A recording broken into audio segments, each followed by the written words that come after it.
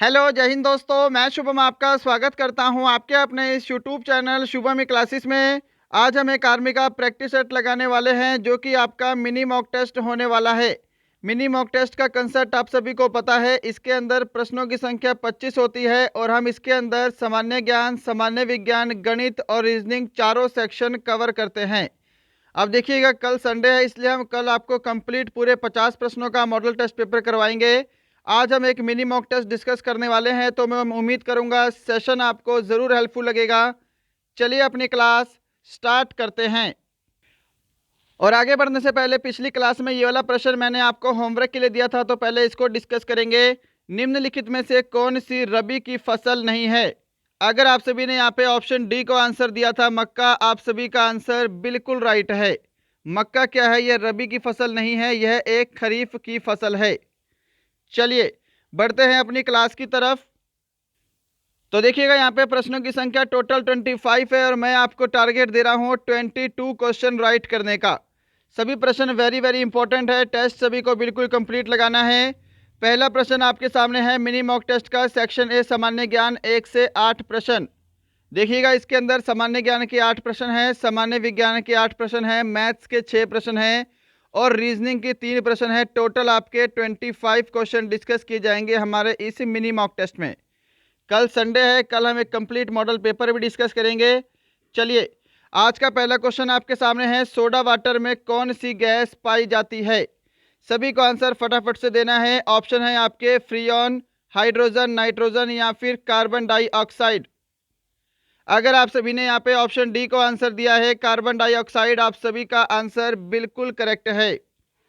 Next बढ़ते हैं question number second की तरफ। क्वेश्चन नंबर सेकंड आपके सामने स्क्रीन पर है, इसका आंसर करिए। नीति आयोग का गठन किस वर्ष किया गया था? इन which year NITI Aayog was constituted? Option आपके सामने है, जल्दी से इस प्रश्न का आंसर करिए। तो आंसर मैच करिएगा। अगर आप सभी ने ऑप्शन डी को आंसर दिया है 1 जनवरी 2015, आपका आंसर बिल्कुल करेक्ट है। नीति आयोग का गठन 1 जनवरी 2015 को किया गया था। अगर इसका आपको हेडक्वार्टर पूछेगा तो इसका हेडक्वार्टर कहाँ पे है? दिल्ली में है, ये ध्यान रखिएगा। क्लियर है? इसके अध्यक्ष कौन होते हैं? तो सभी को पता है नीति आयोग के अध्यक्ष कौन होते हैं। जो प्रधानमंत्री हैं वो नीति आयोग के अध्यक्ष होते हैं। वर्तमान में नीति आयोग के अध्यक्ष कौन है? नरेंद्र मोदी हैं। क्वेश्चन नंबर थर्ड आपके सामने स्क्रीन पर है, इसका आंसर करिएगा। हॉर्नबिल त्योहार किस राज्य में मनाया जाता है? ये क्वेश्चन कम से कम आपके एग्जाम में 50+ टाइम्स रिपीट हुआ है। सभी को आंसर कंप्लीट देना है। ऑप्शन है अरुणाचल प्रदेश, असम, नागालैंड या फिर Mizoram. Hornbill festival is celebrated in which state? Answer match करिए। क्या सभी ने ऑप्शन सी को आंसर दिया है? नागालैंड आपका बिल्कुल करेक्ट आंसर है। हॉर्नबिल त्योहार नागालैंड में मनाया जाता है। चलिए नेक्स्ट बढ़ते हैं क्वेश्चन नंबर 4 की तरफ। क्वेश्चन नंबर 4 आपके सामने स्क्रीन पर है, इसका आंसर करिए। किस मुगल शासक के बचपन का नाम खुर्रम था? ऑप्शन है शाहजहां, अकबर, जहांगीर या फिर औरंगजेब। जल्दी से आंसर करिएगा। मध्यकालीन भारत से आपका ये प्रश्न है, हिस्ट्री से। किस मुगल शासक के बचपन का नाम खुर्रम था? ऑप्शन आपका यहाँ पर ए बिल्कुल करेक्ट है, शाहजहां के बचपन का नाम खुर्रम था। नेक्स्ट है क्वेश्चन नंबर 5 आपके सामने, इसका आंसर करिए। चंद्रगुप्त मौर्य के गुरु कौन थे? Who was the Guru of Chandragupta Maurya? Option है स्कंदगुप्त, विष्णु शर्मा, कलहन या फिर विष्णुगुप्त। तो आंसर मैच करिए। अगर आप सभी ने ऑप्शन डी को दिया है विष्णुगुप्त, आपका आंसर बिल्कुल करेक्ट है। चंद्रगुप्त मौर्य के गुरु का नाम था विष्णुगुप्त। इनको कौटिल्य भी बोला जाता है, ये भी ध्यान रखिएगा। राइट, और इनको चाणक्य भी कहा जाता है, ये सभी इन्हीं के अन्य नाम हैं। तो विष्णुगुप्त इनका ऑप्शन डी आपका करेक्ट आंसर है। क्वेश्चन नंबर आपके सामने 6 है स्क्रीन पर, इसका आंसर करिए। फीफा संस्था किस खेल से संबंधित है? FIFA body is related to which sport? Option है फुटबॉल, क्रिकेट, हॉकी या फिर बैडमिंटन। आंसर करिए जी, क्या आंसर करोगे? और देखिएगा उससे पहले आपको पता होना चाहिए कि फीफा की स्थापना कब हुई है और फीफा का हेडक्वार्टर कहाँ पर है। ये दोनों चीज़ें आपको पता होनी चाहिए। तो देखिएगा फीफा का जो स्थापना है वो आपकी 1904 में हुई है, ये आपका राइट है। और फीफा का हेडक्वार्टर कहाँ पे है, तो ये आपका ज्यूरिक स्विट्जरलैंड में है। फीफा जो है ये फुटबॉल से संबंधित एक संस्था है। ऑप्शन आपका ए जो है ये बिल्कुल करेक्ट आंसर है। अगर आप सभी ने ऑप्शन ए को आंसर किया है, आपका आंसर राइट है। चलिए 7 नंबर क्वेश्चन है आपके सामने, स्क्रीन पर आंसर करिए। निम्नलिखित में से कौन सा आउटपुट डिवाइस नहीं है? Which of the following is not an output device? Option है मॉनिटर, स्कैनर, प्रिंटर या फिर स्पीकर। तो इनमें से कौन सा आउटपुट डिवाइस नहीं है? ऑप्शन आपका बी करेक्ट आंसर रहेगा। स्कैनर जो है यह आपका इनपुट डिवाइस है, आउटपुट डिवाइस नहीं है। क्वेश्चन नंबर 8 है आपका सामान्य ज्ञान का लास्ट क्वेश्चन, इसका आंसर करिएगा। भारतीय संविधान का कौन सा अनुच्छेद उपाधियों के अंत को सुनिश्चित करता है?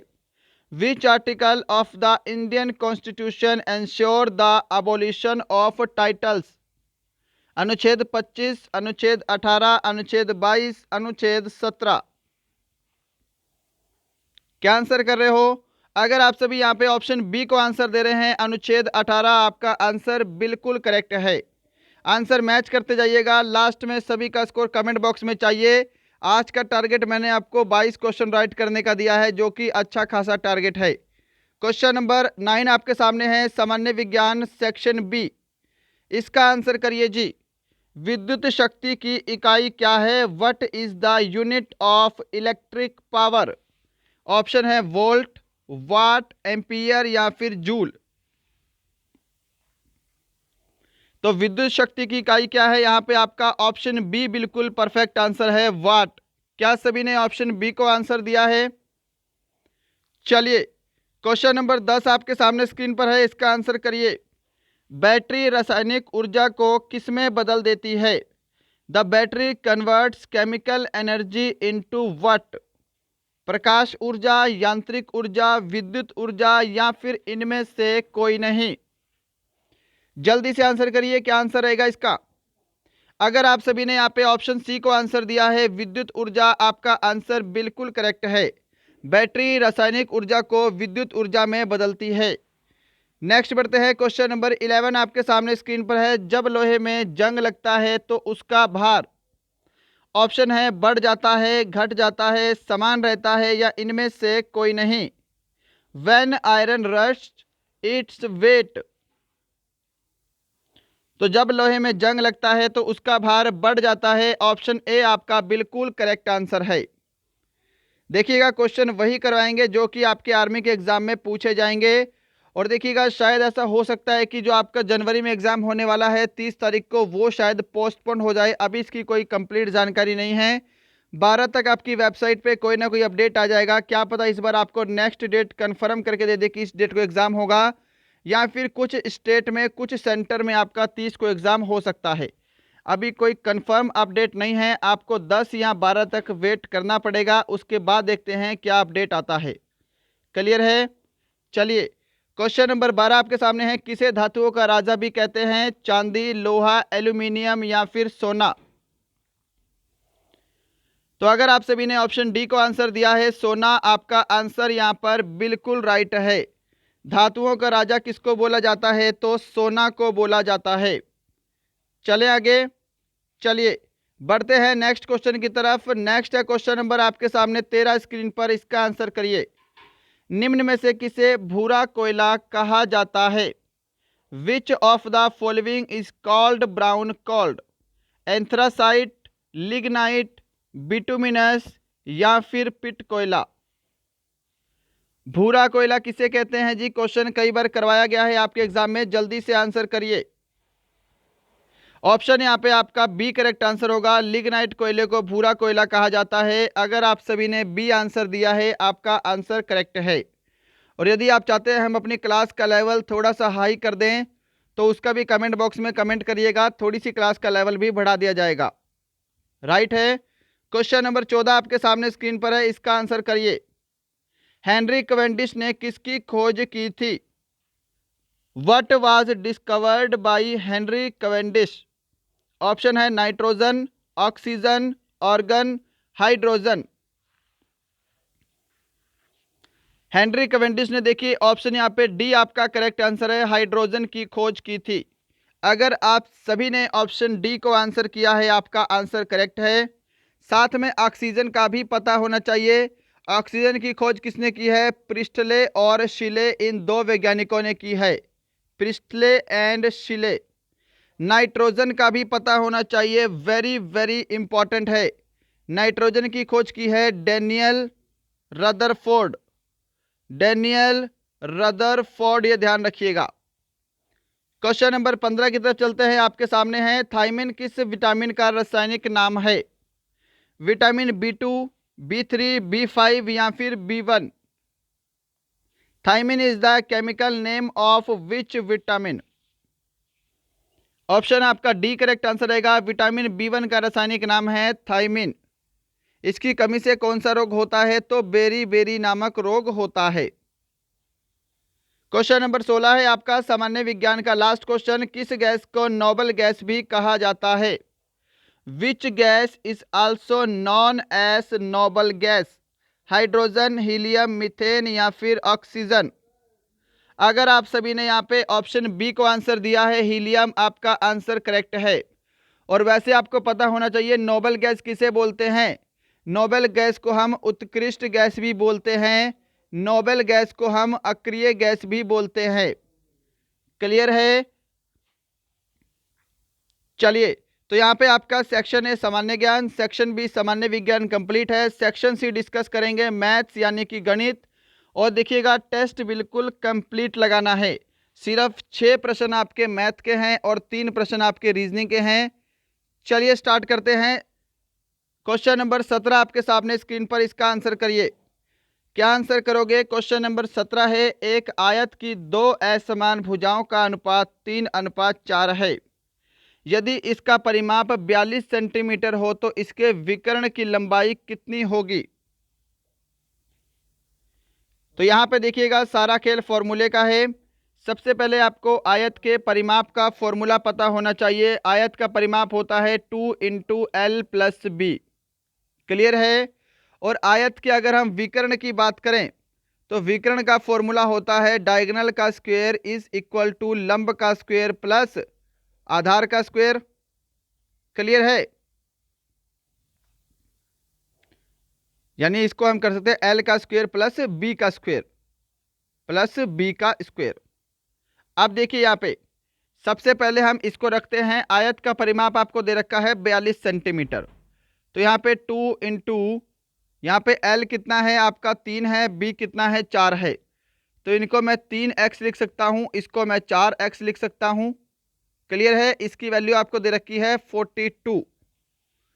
अब यहाँ पर ध्यान से देखिएगा कि ये 2 से आपका ये 42 कट जाएगा 21 टाइम्स में।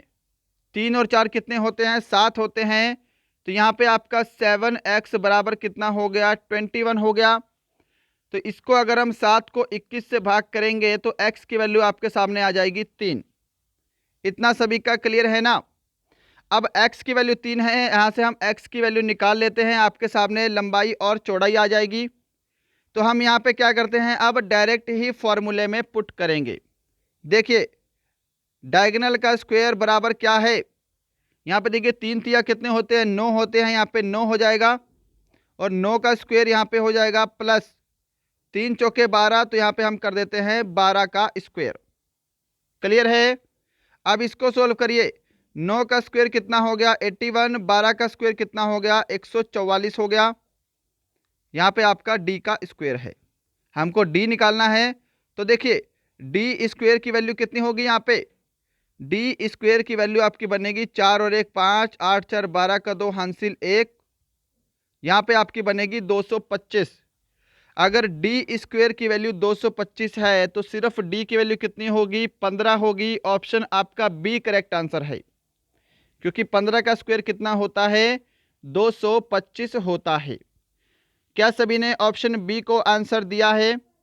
चलिए नेक्स्ट है क्वेश्चन नंबर 18 आपके सामने परसेंटेज से, और इसी टाइप का प्रश्न आपके एग्जाम में पूछा जाता है कि किसी राशि के 32% के 40% का 60% 432 है तो राशि ज्ञात करें। जल्दी से आंसर करिएगा और मेरे से पहले आंसर देने का प्रयास करना है। आप पहले खुद से इसको कॉपी पेन पे सॉल्व करिए। तो देखिएगा, मैंने वह राशि क्या है, एक्स है। तो एक्स के 32% के 40% का 60% कितना दे रखा है, यहाँ पे आपको 432 दे रखा है। इतना क्लियर है। अब यहाँ से आपका जितना भी कैंसिल होता है उनको आप कैंसिल करते चलिएगा। नीचे की 2 जीरो से ऊपर की आपकी 2 जीरो कैंसिल है यहाँ पे। अब मैं क्या करता हूँ, 4 से पहले 432 को कैंसिल करता हूँ। तो देखिए 4 एकम 4, 4 4 8 जा 32। इतना क्लियर है। फिर 6 से भाग करता हूँ 108 को, तो 6 कम 6, 6 8 48। राइट। अब देखिए मैं आगे कुछ भी कैंसिल नहीं करूंगा। मैं क्या करता हूं, यहाँ पे देखिए आपका 32x है और बराबर ये नीचे के दोनों 100 हैं, इधर जाके 18 में मल्टीप्लाई हो जाएंगे। तो यहाँ पे 18 0 0 और एक और 100 है तो डबल 0 आ जाएगी। क्लियर है। अब अगर मैं x मान के 32 को अगर मैं इससे भाग करता हूं तो यहाँ पे आपका आंसर आएगा 5625। ऑप्शन आपका ए करेक्ट आंसर होगा। यहाँ पर मैंने सॉल्यूशन में ज़्यादा समय नहीं लिया है, आप इसको आराम से सॉल्यूशन करिएगा और आपको बिना कैलकुलेटर यूज़ करे सॉल्यूशन करना है, क्योंकि एग्ज़ाम में आपको कैलकुलेटर नहीं मिलेगा। आप बहुत सारे जो विद्यार्थी हैं ये मेरी क्लास में कैलकुलेटर लेके बैठते हैं ताकि फटाफट से आंसर दिया जाए, पर यह गलत तरीका है। आपको कैलकुलेशन अपने हाथ से करनी है, कैलकुलेटर से नहीं करनी है। क्वेश्चन नंबर 19 देखिएगा आपके सामने स्क्रीन पर है। बढ़ते हैं नेक्स्ट क्वेश्चन की तरफ। Question number 19। अब इस क्वेश्चन की थोड़ी सी स्टेटमेंट लंबी है, इसको हम हिंदी लैंग्वेज में सॉल्व करेंगे। जो विद्यार्थी इंग्लिश मीडियम वाला है वो इसे इंग्लिश में रीड करेगा। क्वेश्चन नंबर 19 आपके सामने है कि 16,000 की राशि पर सामान्यतः दर से 2 वर्ष में अर्जित चक्रवृद्धि ब्याज और साधारण ब्याज का अंतर 1,000 है तो वार्षिक ब्याज की दर ज्ञात करें। तो जब भी देखिए आपसे साधारण ब्याज और चक्रवृद्धि ब्याज के अंतर वाला प्रश्न पूछे, आपको डायरेक्ट एक फॉर्मूला लगा देना है, डिफरेंस बराबर प्रिंसिपल इंटू आर अपॉन 100।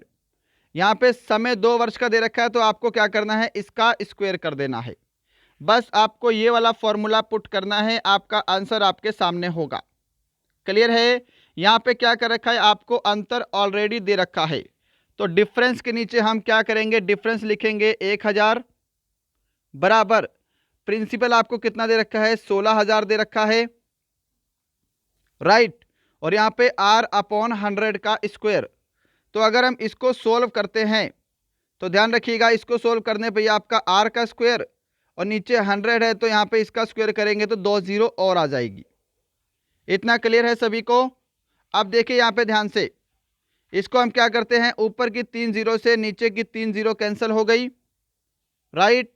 अब देखिए ये 10 जो है ये इधर जाके किसमें, 1,000 में मल्टीप्लाई हो जाएगा। तो यहाँ पे आपका 16r का स्क्वायर, 16r का स्क्वायर बराबर कितना हो जाएगा, 10,000 हो जाएगा। समझ पा रहे हो ना मैं कैसे कर रहा हूँ, डायरेक्ट कर रहा हूँ। ये 16r से मल्टीप्लाई हो जाएगा, 16r का स्क्वायर, ये 10 इधर जाके 1,000 में मल्टीप्लाई हुआ है तो यहाँ पे 10,000 हो गया। अब यहाँ पर ध्यान से समझिए क्वेश्चन को आगे, ये आपका 10,000 है। अब मैं क्या करता हूँ, सीधा 4 से भाग करता हूँ। यहाँ पे देखिए 4 चौके 16, 4r स्क्वायर बराबर यहाँ पे कितना होगा, यहाँ पे 25 आ जाएगा और यहाँ पे 0 0 होगा।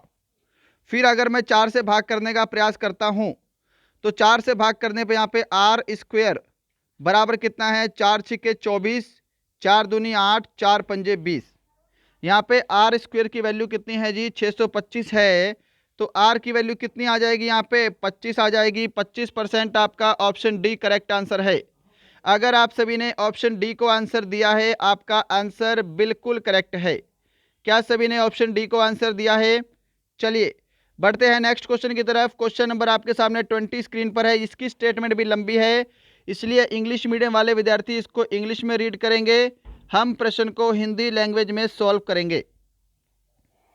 क्वेश्चन है आपके सामने कि 2 व्यक्ति ए से बी क्रमशः 3 किलोमीटर प्रति घंटा और 4 किलोमीटर प्रति घंटे की चाल से एक बिंदु से चलना शुरू करते हैं। यदि एक ही दिशा में आगे बढ़ते हैं तो 6 घंटे के बाद उनके बीच की दूरी कितनी होगी? कैसे करोगे? सबसे पहले आपको दूरी निकालनी है तो डिस्टेंस का फॉर्मूला क्या होता है? स्पीड इनटू टाइम होता है। इतना क्लियर है? अब यहां पर एक चीज समझिए कि जब भी स्पीड जो है वो एक ही डायरेक्शन में हो तो दोनों स्पीड आपस में क्या हो जाती हैं? माइनस हो जाती हैं, है ना। यहां पर दोनों क्या हैं? व्यक्ति एक ही दिशा में आगे बढ़ते हैं तो एक की स्पीड 3 किलोमीटर प्रति घंटा है, एक की स्पीड 4 किलोमीटर प्रति घंटा है, तो रिलेटिव स्पीड क्या हो जाएगी? एक हो जाएगी। इन दोनों को हम माइनस कर देंगे तो एक बनेगा। इतना क्लियर है? और समय आपको दे रखा है 6 घंटे, तो डिस्टेंस स्पीड इनटू टाइम क्या होता है? डिस्टेंस होता है जी। तो यहाँ पे एक को 6 से मल्टीप्लाई करेंगे तो 6 किलोमीटर आपका डिस्टेंस आएगा। ऑप्शन ए करेक्ट आंसर है। बस इतना सा इसका सॉल्यूशन था। मैं उम्मीद करूंगा सभी को समझ में आया होगा और सभी ने मेरे से पहले आंसर दिया होगा। चलिए बढ़ते हैं नेक्स्ट क्वेश्चन नंबर 21 आपके सामने स्क्रीन पर। इसका आंसर करिएगा। परसेंटेज से आपके सामने ये प्रश्न है। 0.002 0.12 के कितने प्रतिशत के बराबर है? इसका आंसर करिएगा। तो बढ़ते हैं सॉल्यूशन की तरफ। देखिएगा यहाँ पे इसको मैं 0.002 को 2/1000 लिख सकता हूँ पॉइंट हटाने के लिए। मल्टीप्लाई इसको मैं कैसे लिख सकता हूँ? 12/100 लिख सकता हूँ। क्लियर है? तो ये नीचे ना 100 रहकर 100 कहाँ चला जाएगा? आपका ऊपर मल्टीप्लाई में चला जाएगा। और कितने प्रतिशत के बराबर है? तो प्रतिशत के लिए मैं क्या कर देता हूँ? आगे गुणा और 100 कर देता हूँ। अब क्या इतना सभी को समझ में आया है जितना मैंने ये ड्रॉ किया है? आप क्या करिए, जो आपसे कैंसिल हो रहा है उसको कैंसिल कर दीजिएगा। यहाँ पर आपकी नीचे की 3 जीरो से मैं क्या करता हूँ? ऊपर की 3 जीरो कैंसिल कर देता हूँ। अब यहाँ पे आपका 20/12 बचा है। इसको आगे सोल्व करेंगे तो ये आपका 10/6 बनेगा। और हम इसको भी आगे सोल्व करेंगे तो यहाँ पे आपका 5/3 आंसर होगा। Option A. क्या सभी ने ऑप्शन ए को आंसर किया है? ऑप्शन ए जो है ये आपका बिल्कुल करेक्ट आंसर है। क्वेश्चन नंबर 22 है आपका मैथ का लास्ट क्वेश्चन। इसके बाद 3 प्रश्न आपके रीजनिंग के हैं। टेस्ट कंप्लीट लगाइएगा। ये वाला प्रश्न मैं आपको कई बार क्लास में करवा चुका हूं, आपके एग्जाम में भी पूछा जा चुका है। इसका आंसर करिए कि किसी वर्ग की प्रत्येक भुजा में 20% की वृद्धि की जाती है तो उसके क्षेत्रफल में कितने प्रतिशत की वृद्धि होगी? इसको आप सक्सेसिव रेट वाले फॉर्मूले से भी कर सकते हैं, पर हम इसको दूसरे तरीके से करेंगे। क्योंकि देखिए कई बार क्या होता है, जो आपको ये प्रतिशत दे रखा है ये कई बार आपको 16.5 दे सकता है, कुछ अलग टाइप से भी दे सकता है, तो आपको इससे ज़्यादा बेटर होगा। देखिए माना मैंने वर्ग की भुजा कितनी है? 10 है। आपको पता है वर्ग का क्षेत्रफल कितना होता है? ए स्क्वेयर होता है इसका फॉर्मूला। माना मैंने वर्ग की भुजा 10, अगर हम 10 का स्क्वायर करेंगे तो वर्ग का क्षेत्रफल कितना हो गया? 100 हो गया। वर्ग की प्रत्येक भुजा में 20% की वृद्धि हुई है तो वर्ग की जो भुजा है वो 10 थी, अब कितनी हो जाएगी? 12 हो जाएगी, है ना। 10 का 20% कितना होता है? 2 होता है। और 20% की वृद्धि करेंगे तो वर्ग की भुजा अब 12 हो जाएगी। अगर हम अब इसका क्षेत्रफल निकालते हैं तो अब इसका क्षेत्रफल कितना आएगा? 144 आएगा। क्लियर है? बोला है कि क्षेत्रफल में कितने प्रतिशत की वृद्धि हुई है। तो पहले क्षेत्रफल 100 था, अब क्षेत्रफल कितना है? 144। कितने की वृद्धि हुई है? 44 की। कितने से? 100 से। और प्रतिशत के लिए क्या कर दीजिए? गुणा 100 कर दीजिए। ये 2 जीरो से आपकी 2 जीरो कैंसल। 44% आपका करेक्ट आंसर रहेगा ऑप्शन सी। अगर आप सभी ने ऑप्शन सी को आंसर दिया है आपका आंसर बिल्कुल करेक्ट है जी। तो यहाँ पे आपके मैथ के क्वेश्चन कंप्लीट होते हैं। नेक्स्ट करते हैं डिस्कस। लास्ट के 3 क्वेश्चन है आपके रीजनिंग के। चलिए आंसर करिए। यहाँ पर कौन सा लॉजिक फॉलो हो रहा है? यहाँ पे कौन सा आंसर आएगा? नाई अगर बाल से संबंधित है तो दर्जी किससे संबंधित होगा? तो अगर आपने ऑप्शन डी को आंसर दिया है कपड़ा, आपका आंसर करेक्ट है। देखिए काटना और सिलना को आंसर मत करिएगा। अगर बोलता नाई बाल काटने से संबंधित है तो दर्जी फिर कपड़े सिलने से संबंधित होता, तब हम ऑप्शन बी को आंसर करते। ठीक है। अगर बोलता कि नाई संबंधित है काटने से, तब दर्जी संबंधित होता सिलने से। पर यहाँ पे नाई और बाल का संबंध बता रखा है, तो हम दर्जी के साथ कपड़े का रिलेशन जोड़ेंगे। ऑप्शन डी आपका बिल्कुल करेक्ट आंसर है। क्वेश्चन नंबर 24 देखिएगा, सामने स्क्रीन पर है, इसका आंसर करिए। यहाँ पे कौन सा लॉजिक फॉलो हो रहा है? यहाँ पर सिंपल आपका डिफरेंस लॉजिक फॉलो होगा। डिफरेंस आपको नोट करना है, कितना डिफरेंस चल रहा है। देखिए, इनके बीच में 3 का डिफरेंस है, इनके बीच में 5 का डिफरेंस है, इनके बीच में 7 का डिफरेंस है, तो आगे कितने का डिफरेंस होगा? 9 का डिफरेंस होगा। और 26 में अगर हम 9 जोड़ेंगे तो कितना बनेगा? 35 बनेगा। ऑप्शन आपका बी करेक्ट आंसर है। बताओ जी, क्या सभी का ऑप्शन बी आंसर आया है? क्वेश्चन नंबर 25 है आज का लास्ट क्वेश्चन, इसका आंसर दीजिए, इसके बाद आज से आपकी छुट्टी है। कि यदि एप्पल का कोड ये है और रंग का कोड ये है, तो पर्पल का कोड क्या होगा? अब जब भी आपके सामने ऐसे 3 डेविएशन वाला क्वेश्चन दिखाई दे, तो आपको क्या करना है? आपको इन्हीं में से छांट के आंसर करना है। देखिए, जो पर्पल है ये एप्पल और रंग में से स्पेलिंग मिलाकर बनाया गया है। यहां पर देखिएगा, पी का कोड क्या है? देखिए, पी को हम लिखते हैं 5। यू का कोड क्या है? तो यू को क्या लिखा गया है? 1। आर का कोड क्या है? तो आर को क्या लिखा गया है? 7। पी का कोड क्या है? तो पी का कोड 5 है। एल का कोड 6 है। ई का कोड 3 है। 517, 563 कौन से ऑप्शन में है जी? 517, 563 ऑप्शन डी आपका करेक्ट आंसर है। अगर आप सभी ने ऑप्शन डी को आंसर दिया है, आपका आंसर बिल्कुल करेक्ट है जी। तो दोस्तों, ये था आज आपका मिनी मॉक टेस्ट पूरे 25 प्रश्नों का, जिसके अंदर हमने जीके, साइंस, मैथ, रीजनिंग चारों सेक्शन कवर किए हैं क्वेश्चन को कम करके। बताइएगा इन 25 प्रश्नों में आपका स्कोर कितना है? आज की क्लास आपको कैसी लगी? और कल संडे है, कल हम आर्मी का पूरे 50 प्रश्नों का मॉडल टेस्ट पेपर डिस्कस करने वाले हैं सुबह 10 बजे, तो जुड़ना ना भूलिएगा। सभी को कल कॉपी पेन लेकर तैयार रहना है। चलिए, मिलते हैं कल, तब तक के लिए जय हिंद, जय भारत।